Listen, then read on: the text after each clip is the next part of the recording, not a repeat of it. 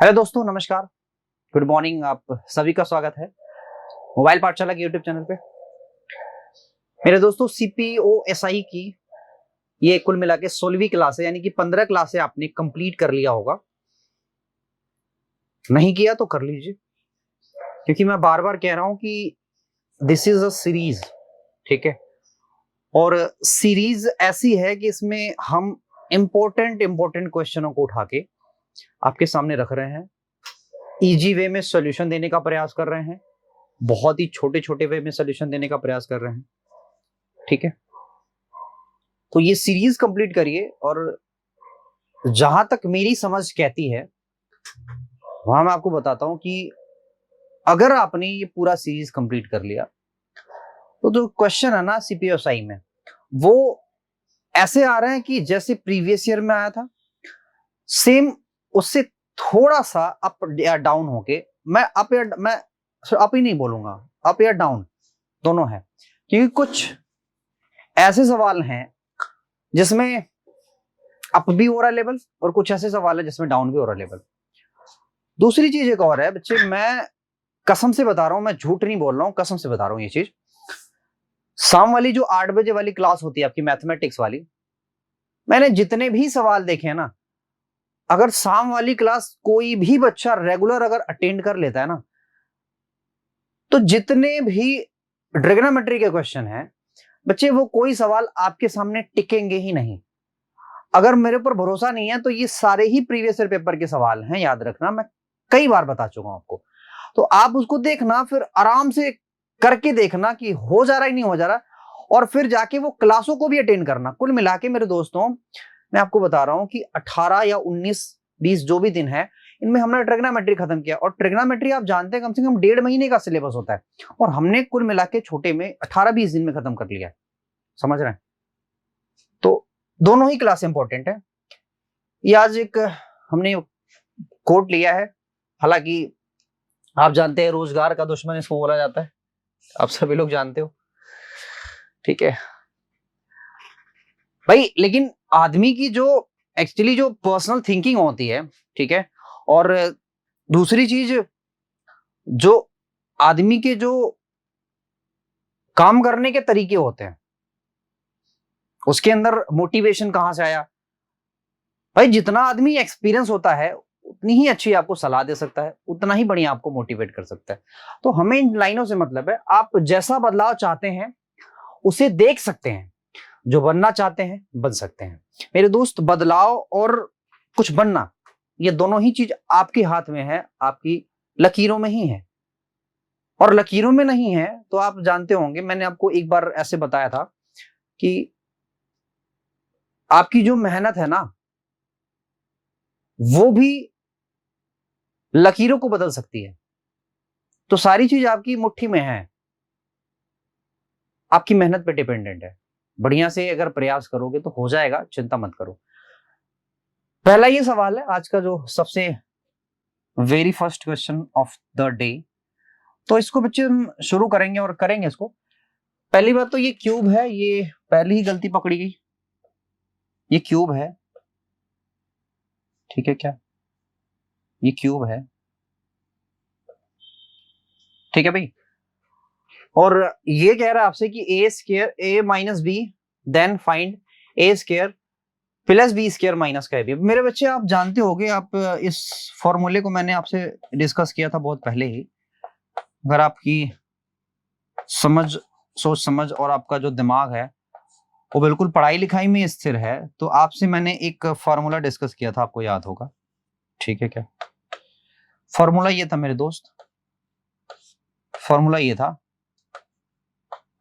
मैंने डिस्कस किया था इस फॉर्मूले को, आप जानते हैं। देखो मेरे दोस्त, हमें इसकी भी वैल्यू पता है, हमें इसकी भी वैल्यू पता है, हमें इसी की वैल्यू निकालनी है।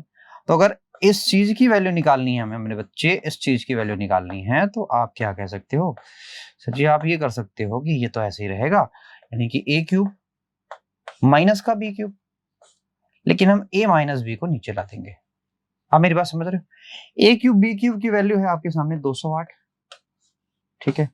A - B की वैल्यू है 4। जब आप इसको काट देंगे तो 4 × 5 = 20, 4 × 2 = 8, यानी कि 52 आपका रियल आंसर आ जाता है। यही इस चीज की वैल्यू आएगी। तो देखा आपने, मतलब अगर आपको ये चीजें याद रहती है ना, और मैंने एक सेशन में नहीं, कम से कम 10 सेशन में मैंने इन सवालों को कहा है कि बच्चे अपनी कॉपी पे नोट कर लेना। अब अगर नहीं नोट कर रहे हो तो फिर एक गलती किसकी है? मेरी तो नहीं है, ठीक है भाई। और जिस चीज को कहा जाए ना, देखो अब ये वाला सवाल है ना, देखो ये वाला जो आपकी 8 बजे वाली क्लास होती है, 8 PM वाली क्लास होती है, 8 PM वाली जो क्लास होती है, जो बच्चा 8 PM वाली क्लास देखा होगा ना, उसके सामने ये सवाल रत्ती भर नहीं टिकेगा, रत्ती भर नहीं टिकेगा। क्लियर है मेरी बात?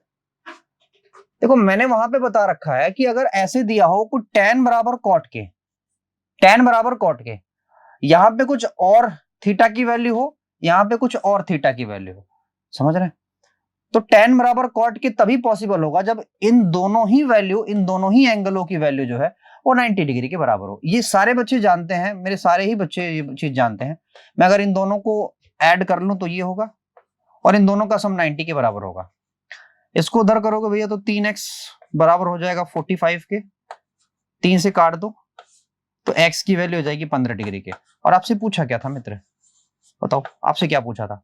आपसे पूछा ही था x की वैल्यू, तो x की वैल्यू क्या जाती है? 15 डिग्री। तो मेरे बच्चे आप सभी लोग ये बात समझते हो यार, हमें बहुत ज्यादा समस्या, बहुत ज्यादा परेशान होने की जरूरत नहीं है। ये बहुत इजी सवाल, इसको मैंने रखा क्यों है? इसको मैंने इसीलिए रखा था क्योंकि ये वाला सवाल था, और इसीलिए मैंने इस वाले सवाल को भी रख दिया, ठीक है? इसके पीछे कोई लॉजिक नहीं है। हालांकि सिंप्लीफिकेशन तो आप जानते ही हो, सिंप्लीफिकेशन कितना अच्छा, कितना इंपॉर्टेंट टॉपिक है। तो सवाल वही है, सवाल में कोई डिफरेंस नहीं है, करना सिर्फ ऐसे है आपको। देखो ये है 3 बार और ये भी है 3 बार, लेकिन यहां डेसिमल है। चलो पहले ये तो लिखो 625, 675 है, सॉरी 675 का क्यूब प्लस 325 का क्यूब।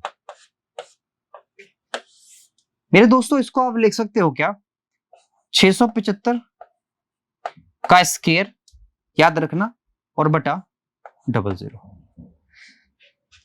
ये काम कर सकते हो आप, प्लस 325 इसका भी स्क्वायर और नीचे 00 माइनस 675 इंटू 325 अपॉन 00।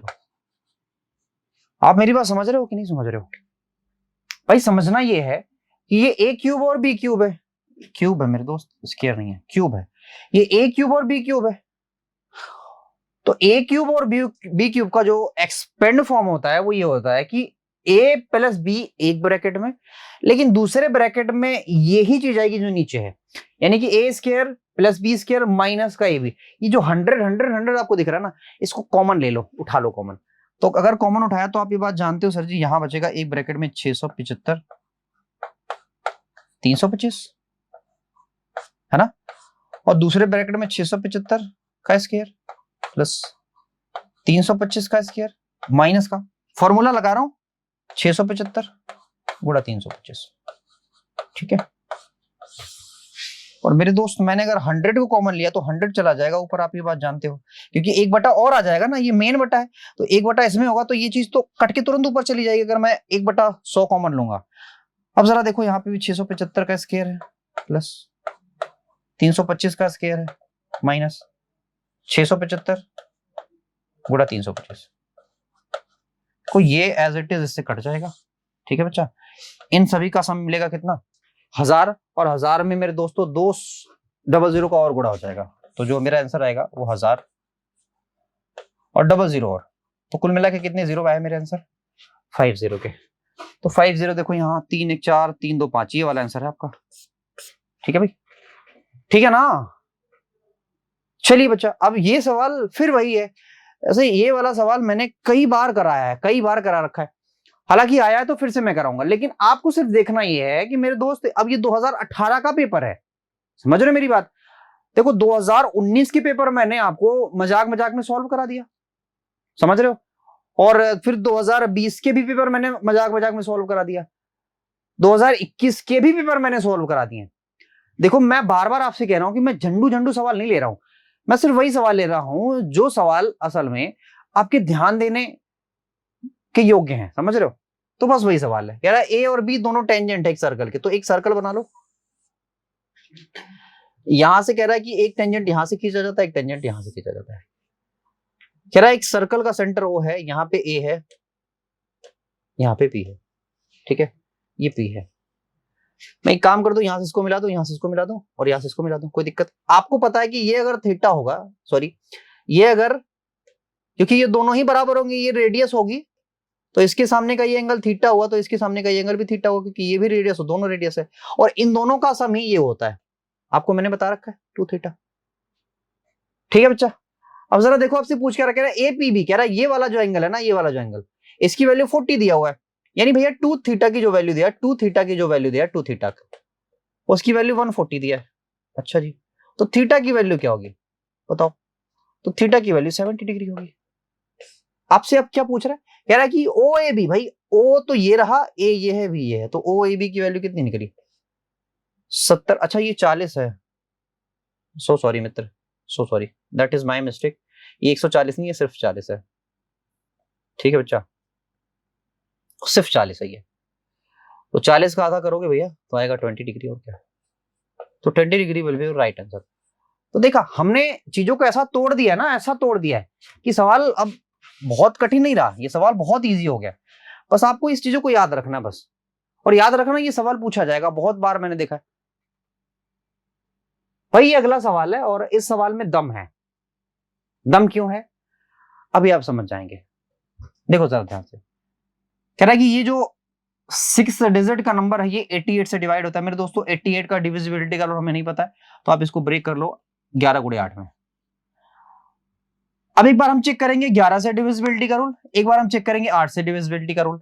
तो अगर हमें y की वैल्यू चाहिए तो सबसे पहले हम क्या चेक करेंगे? 8 से डिविजिबिलिटी का रूल। तो मेरे दोस्तों अगर यहाँ y हो, यहाँ 9 हो, यहाँ 6 हो, और इसको मैं 8 से डिवाइड करूं, तो y की जगह क्या क्या आ सकता है? तो मेरे दोस्तों पहले आप ये दिमाग लगाओ कि जब यहां भाग देंगे तो कुछ ना कुछ शेष बचेगा, रिमाइंडर बचेगा, बिल्कुल बचेगा, और रिमाइंडर बचेगा तो रिमाइंडर के साथ ये 6 जुड़ेगा, है ना?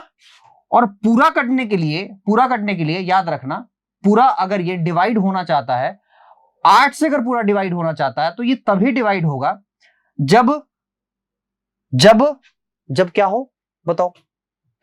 जब मेरे दोस्तों 8 का हम टेबल जो है वो 2 बार पढ़े, यानी कि लास्ट में जो हमें डिवाइड करने के लिए नंबर मिले वो 16 मिले, या सर जी 56 मिले। 8 जो है इन्हीं दोनों नंबरों को डिवाइड कर सकता है। अगर लास्ट में अगर 16 मिल रहा है या फिर 56 मिल रहा है तो ही मैं इस नंबर को डिवाइड कर सकता हूं। ठीक है, तो y की क्या क्या वैल्यू पॉसिबल हो सकती है? देखो दोस्त, पहली बात तो देखो ये 96 से डिवाइड हो जा रहा है, मेरी बात समझ रहे हो? 96 से डिवाइड, 8 एक कम 8 होता है, यहां 16 बचा, देखो 8 दूना 16 कट जाता है बिल्कुल एकदम। तो ये नंबर पहले यहां 0, तो y की वैल्यू मैं क्या लिख सकता हूं? देखो y की वैल्यू मैं यहां देखता हूं क्या क्या रख सकता हूं। y की वैल्यू मैं 0 रख सकता हूं।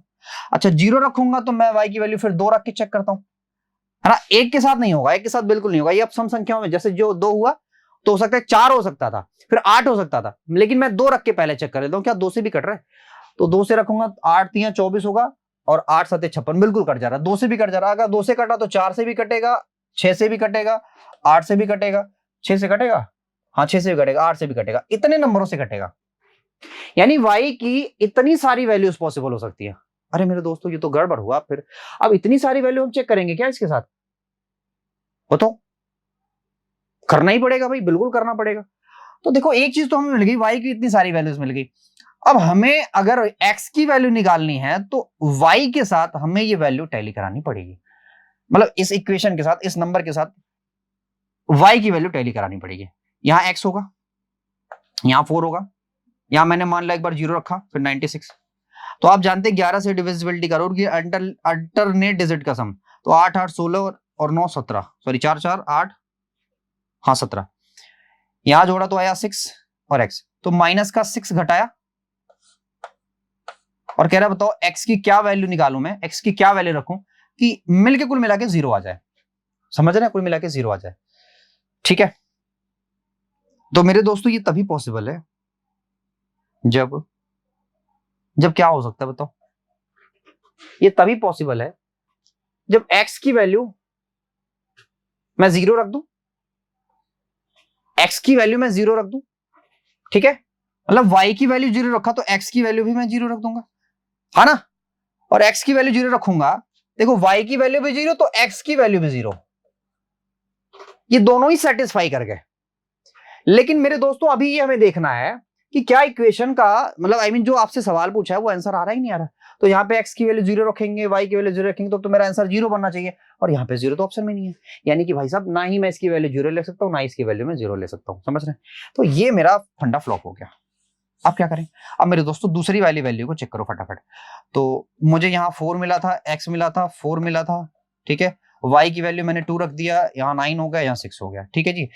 तो आप 11 से डिविजिबिलिटी का रूल चेक करो, तो ये देखो चेक करोगे यहाँ हो जाएगा 17 के, और 6 4 आई मीन 6 2 8 हो गया, 6 2 8 हो गया, है ना भाई, -8 प्लस x की वैल्यू में क्या रखूं कि इसकी वैल्यू 0 आ जाए, ठीक है, तो आप ये बात जानते हैं सर जी x की वैल्यू में क्या रख सकता हूं, बताओ जी x की वैल्यू में क्या रख सकता हूं, तो सर जी x की वैल्यू में आई मीन 9 रख सकता हूं, है ना, 9 रख सकता हूं। अब देखो अगर x की वैल्यू, अगर मैंने y की वैल्यू 2 रखा तो x की वैल्यू में 9 रख सकता हूं, ठीक है, अब देखो क्या मैंने जो किया है वो सही आ रहा है क्या, ठीक है, तो x की वैल्यू 9 हो गई और y की वैल्यू 2 रखा है, तो 2 दूना 4 और 9 4 मेरे दोस्तों हो गया 13 के, और देखो 13 हमारे ऑप्शन में है, तो हमें और चीज चेक करने की जरूरत नहीं है, समझ रहे, लेकिन अगर ऑप्शन में ना होता तो फिर मैं और भी चेक करता, इसके लिए यही एक मेथड है और कोई भी ऐसा मेथड नहीं है मेरे दोस्त, ठीक है, आपका प्रेजेंस ऑफ माइंड जितना तेज काम करेगा उतना ही तेज आप सवाल कर पाएंगे।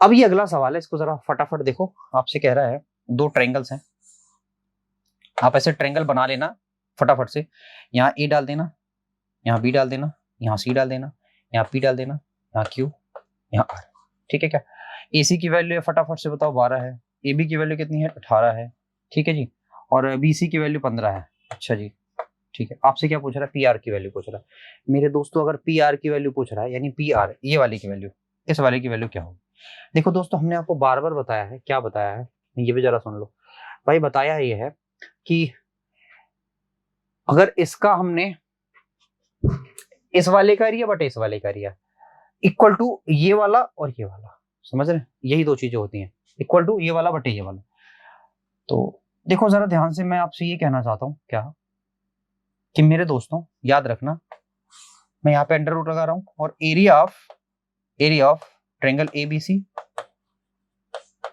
Upon area of triangle PQR that is equal to मेरे दोस्तों होगा एबी,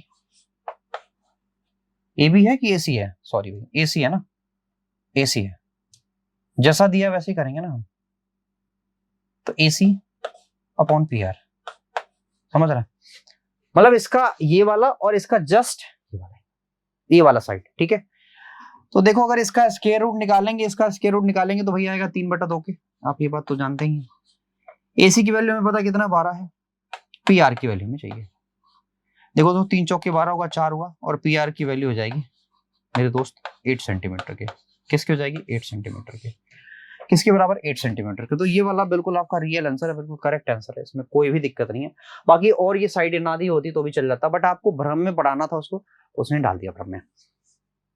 अब ये वाला देखो, ये आप किस बच्चे ने नहीं पढ़ा, ये बताओ किस बच्चे ने नहीं पढ़ा, a cube plus b cube plus c cube minus 3 a b c that is equal to, अगर 0 के होगा, अगर ये 0 के बराबर है तो याद रखना फिर ए प्लस बी प्लस सी ये भी बराबर 0 के होगा, समझ रहे हैं, समझ रहे हैं नहीं समझ रहे हैं, और ये सेम फंडे पे है, करना सिर्फ इतना है कि इस चीज को उठा के इधर लाना है, समझ रहे हैं, तो ये इसको आप ए क्यू मानो, इसको आप बी क्यू मानो, इसको आप सी क्यू मानो, माइनस इधर लाओगे तो माइनस होगा ही होगा, -3 ए बी सी, तो ये कब पॉसिबल है, जब a प्लस बी प्लस सी की वैल्यू 0 हो, तो a की वैल्यू है x माइनस का 5, x माइनस का 6, x माइनस का 7 दैट इज इक्वल टू 0 के, तो 7 और 5 12 होता है, 12 6 18 यानी कि 3x बराबर 18 के, तो x की वैल्यू कितनी होगी मित्र, x की वैल्यू 6 होगी। तो ये बड़ा इजी हो जाता है,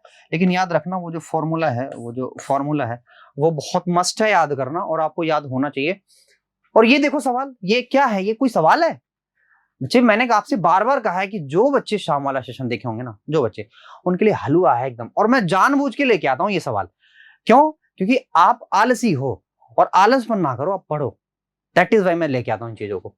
मैंने आपसे कहा था कि जब a प्लस बी की वैल्यू अगर 90 के बराबर हो जाए तो याद रख लेना sine square a plus sine square b, दोनों ही साइन होगा तो भी 1 होगा। और याद रखना जब a प्लस बी की वैल्यू 90 के बराबर हो तो अगर दोनों कॉस होगा ना तो भी 1 होगा। समझ रहे? दोनों कॉस होगा तो भी 1 होगा। चलो भैया, प्लस साइन स्क्वायर 61। अच्छा जी, अब जरा ध्यान से देखो, अगर साइन और सेक होता तब तो ये हो जाता 1, लेकिन साइन और कॉस है। याद रखना अगर साइन और कॉस है तो मेरे दोस्तों इस वाले को हम 90 माइनस थीटा में कन्वर्ट कर सकते हैं। साइन 90 माइनस 61 में कन्वर्ट कर सकते हैं, बिल्कुल। और साइन 90 माइनस 61 को हम क्या लिखेंगे? कॉस 61। और एक कॉस तो यहां है, दूसरा कॉस यहां से मिल जाएगा, तो मेरे दोस्तों यहां भी हो जाएगा कॉस स्क्वायर 61। हाँ, मेरी बात समझ रहे हो? देखो यहाँ साइन स्क्वायर, यहाँ cos square theta, sign square theta, cos square theta. अब यहाँ पे तो दोनों 90 के बराबर नहीं है ना, तो वो वाला रूल लग जाएगा, आइडेंटिटी वाला, sine square theta plus cos square theta that is equal to 1। तो यहाँ भी 1 था मेरे दोस्त, और यहाँ भी 1 आ जाएगा, दोनों हो जाएगा 2 के बराबर। ठीक है, तो ये भी बहुत इजी सवाल निकला, और उम्मीद है कि आपको समझ में आ रहा होगा। नेक्स्ट सवाल पे चलते हैं। अगला सवाल देखो ये है, ठीक है, अगले सवाल पे चलते हैं। कह रहा है ABCD is a diameter, ABCD is a diameter. तो ABCD अगर डायमीटर है, sorry, ABCD is a cyclic quadrilateral. तो मेरे दोस्तों अगर ABCD एक साइक्लिक क्वाड्रिलेटरल है तो याद रखना फिर ये ऐसे बना होगा, कुछ ऐसे बना होगा, A B C और ये D, ऐसे करके बना होगा कुछ। आपसे कह रहा है कि AB डायमीटर है। अबे यार ये तो गड़बड़ हो गया, फिर गड़बड़ हो गया ना। ठीक है, देखो भाई, कह रहा है कि ये डायमीटर है। चलो भैया, A है, ये B है, ये C है और ये D है। तो AB डायमीटर कह रहा है, तो AB डायमीटर हो गया। आपसे कह रहा है कि ADC, भाई ADC ये वाला एंगल, ये 140 है। अच्छा जी, इसको भी मिला लो तो ये 290 होता है, आप जानते हो। अब ये 140 है, तो ये दोनों आमने सामने के एंगल मिलकर कितने बनाएंगे? 90। ये सॉरी 180, ये 140 है तो ये 40 होगा। तो बताओ ये वाला एंगल फटाफट कितना होगा? अब ये 90 है तो ये दोनों मिलकर 90 बनाएंगे, क्योंकि त्रिभुज के तीनों कोणों का 180 होता है। तो ये हो जाएगा 50 डिग्री के। कितना होगा? 50 डिग्री के। आपसे क्या पूछा था? BAC की वैल्यू पूछा था, ये 50 डिग्री के बराबर है। मेरे भाई ये सवाल आपका अगला है, लास्ट सवाल है आज का। The sum of 15,000 invested parsley. Parsley मतलब एक साथ ही नहीं, अलग अलग इन्वेस्ट किया जाता है। 12% पर एनम की रेट से इन्वेस्ट किया जाता है। मतलब कुछ इस 15,000 में से कुछ जो है वो 12% के हिसाब से इन्वेस्ट किया जाता है, और कुछ को 10% के हिसाब से। तो मेरे दोस्तों क्या मैं 10% को 12 माइनस 10 लिख सकता, 12 माइनस 2 लिख सकता हूं? भाई 12 माइनस 2% को भी तो हम 10% लिखेंगे, है ना। अब आपसे कह रहा है कि if the total interest at the end of 2 year is this, 2 साल के बीच मतलब अंत में आपका इंटरेस्ट जो इतना था, तो 1 साल में इंटरेस्ट कितना निकलेगा? मेरे दोस्त 2 से भाग दे दीजिए, तो 1 साल का जो इंटरेस्ट निकला वो कितना निकला? 2 1 कम 2 हुआ, है ना। 2 छक्के 12 हुआ, 2 सत्ते 14 हुआ, और 2 दूना 4 हुआ, 16 72। 1 साल का जो आपका इंटरेस्ट हुआ वो इतना हुआ। मेरे दोस्तों याद करो, मैं अगर आपसे ये बोलूं कि अगर मैं इस 15,000 पे 12% के हिसाब से 1 साल का अगर मैं ब्याज लेना चाहता हूं, 1 साल का मैं ब्याज लेना चाहता हूं, 15,000 पे 12% के हिसाब से 1 साल का ब्याज अगर लेना चाहूंगा तो कितना बनाएगा? सर ये तो 18,000 बनाएगा, सॉरी 1800 बनाएगा, मैं भी 18,000 लिख रहा हूं। क्या बनाएगा? 1800 बनाएगा, 1800 बनाएगा। अच्छा सर जी, भाई 1 ही साल का ब्याज ये भी है, और 15,000 पे 1 ही साल का ब्याज ये भी है, दोनों 1 ही साल का ब्याज है। तो एक बात बताओ, फिर ये इतना डेविएशन क्यों दिखा रहा है? इतना डिफरेंस क्यों दिखा रहा है? भाई डिफरेंस इसलिए दिखा रहा है कि यहाँ पे था 10%, हमने इसको भी 12 कैलकुलेट कर लिया, समझ रहे हैं? तो कितना फालतू ब्याज आएगा अगर 2% हमने एक्स्ट्रा बढ़ा लिया, कितना फालतू ब्याज आएगा? तो 16 को इसमें से घटा लो। सर जी 128 रुपए फालतू ब्याज आ रहा है। 128 रुपए आप बताओ क्यों फालतू आ रहा है? सर जी 128 रुपए फालतू इसीलिए आ रहा है क्योंकि हमने 2% इसका और ज्यादा ले लिया है। 2% हमने इसका और ज्यादा ले लिया है, यानी कि 10 जो 10% पे राशि जा रही थी उसका 2% हमने फालतू ले लिया। तो मेरे दोस्तों जो 10% पे जो राशि जा रही थी, इसका मतलब सेकंड हिस्सा था उसका हमने 2% फालतू लिया, 2% फालतू लिया, इसलिए ब्याज जो आया वो 128 रुपए आया। बस अब 2% बराबर इसके तो 100% बराबर भाई सेकंड जो आपका जो सम रहेगा वो 6400 होगा। बस क्लियर हो गया इतनी बात, है ना? ये 2% बराबर इसके तो 1% बराबर 64 के, 100% बराबर 6400 के। एकदम इजी सवाल था ये। तो देखा आपने, मतलब बहुत ही इजी वे में आपने इसको कर दिया। चलो आज के लिए इतने ही रखते हैं, मिलते हैं आपसे अगले लेक्चर में। Thank you very much, bye, take care, thank you very much.